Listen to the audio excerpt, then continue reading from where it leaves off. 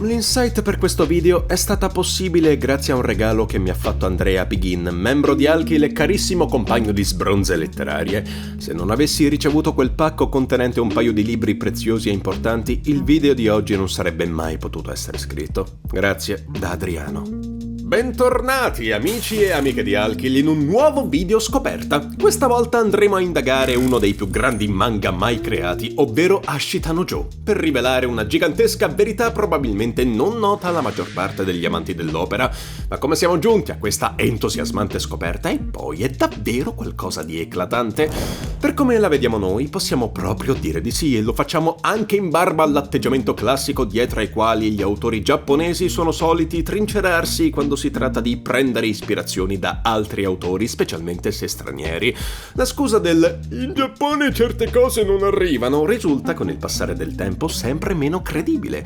Ne abbiamo parlato anche nel video Goz, il vero Gatsu, dove sono state espresse delle similitudini decisamente troppo calzanti tra il guerriero nero di Miura e il prode soldato di Ventura tedesco vissuto a cavallo tra il XV e il XVI secolo d.C. Insomma, là dove stanno quelli del Sollevante sembra esserci un moto d'onore sulle ispirazioni che danno poi vita a opere memorabili. Sia ben chiaro, l'ispirazione non definisce l'opera intera, sia nel caso di Miura che nel caso di Kajiwara, ed entrambe rappresentano un vero e proprio fenomeno cult del quale tutti noi alla fine siamo pazzamente innamorati. Prima di rivelarvi cosa bolle in pentola, cerchiamo di tracciare un breve quadro di chi sia Ikki Kajiwara e di cosa trattano le sue opere. Nato nel settembre del 1936, Ikki è stato un fumettista e produttore esecutivo per un sacco di manga, tutti accomunati da un solo leitmotiv, lo sport. Da Tommy la stella dei Giants, passando per l'Uomo Tigre e arrivando fino a Rocky Joe, lista ovviamente non esaustiva. I temi trattati che si ripetono oltre allo sport sono la grande introspezione dei personaggi, che spesso esclude componenti amorose in senso stretto, la forza d'animo dei personaggi e lo sfondo socio-economico, di solito sempre focalizzato sui più fragili e i meno abbienti. Della sua vita privata si sa molto e molto poco allo stesso tempo. Fu un amante delle arti marziali e del wrestling, infatti sono anche plausibili i suoi legami con il caso di Antonio Inoki, stella della lotta libera, oltre a eventuali contatti con la malavita giapponese. Verrà a mancare nel gennaio del 1987. Un'esistenza turbolenta e brillante allo stesso tempo, come ben si addice a quasi tutti i più iconici creativi mai esistiti. Non è da escludersi anche una certa attinenza ai temi molto cari al contemporaneo Yukio Mishima, anch'egli scrittore, poeta e pensatore. Ma nonostante la vicinanza, non è da lui che Ikki prese ispirazione per una delle scene più iconiche di Ashita no Joe.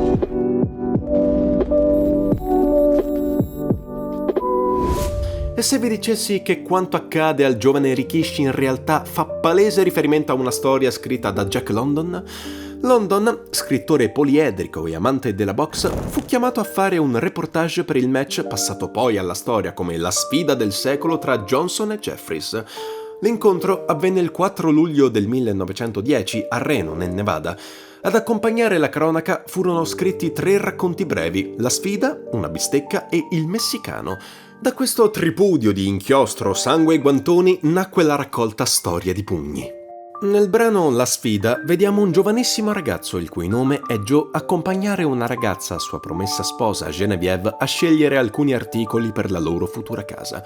La giovane è molto preoccupata, infatti il ragazzo si guadagna da vivere facendo il pugile professionista. I timori di Genevieve per la salute di Joe e i rischi che corre per la sua pratica sportiva la spingono a farlo desistere dal proseguire. Surclassato dalla forza del suo amore giovanile, il ragazzo accetta un ultimo match e poi appenderà i guantoni al chiodo per una nuova vita insieme. Egli è il favorito ed è sicuro che riuscirà a vincere sul suo avversario Ponta. Ahimè però, come capita in tutte le storie di London, il finale è già stato scritto dall'inizio.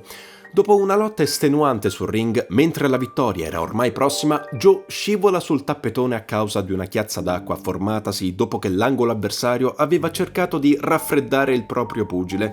Riceve un montante al mento e cade battendo la testa per terra. Morirà poco dopo a causa dell'impatto con il suolo tra il cordoglio di tutti e i pianti della sua amata. Se dopo aver immaginato questa scena non vi è venuto in mente lo scontro tra Joe e Rikishi, vi consiglio caldamente di rileggere il volume 5 di Ashita no Joe, perché la somiglianza tra quanto è accaduto e accade ai personaggi di London e il destino dei protagonisti di Ikki è alquanto simile, per cui, svelato il mistero, possiamo dire che in qualche modo il noto scrittore giapponese ha preso ispirazione dall'immortale scrittore d'oltreoceano? Noi personalmente crediamo proprio di sì, e tutto questo è davvero magico, perché quando una mente acuta come quella di London ha permesso a Kashiwara di creare Joe, abbiamo automaticamente vinto tutti. Una disciplina potente come il pugilato merita di essere celebrata nella sua rozza bellezza.